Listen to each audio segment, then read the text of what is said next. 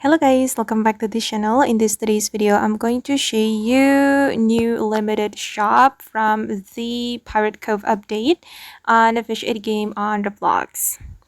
Okay, let's get into it guys. First thing first, you need to go to the Pirate Cove Island and then you will find this shop. And then you can talk to Eugene if you want to open the shop. Okay, and this is the limited event shop. There will be floating barrel and then school lantern and also the coral boat. And you can buy something from here with the doubloons. And you can earn the doubloons by joining the pirate quest. Wait, let me show you the quest.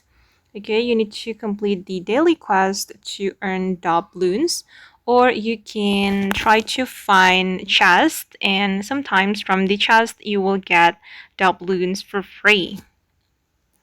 And yeah, this is the shop, and buy it with the doubloons or the pirate tokens. Okay guys, and that's all about the limited event shop in Fish It game on the blog's Pirate Cove update. I hope this video will be useful for you. Thank you so much for watching and bye.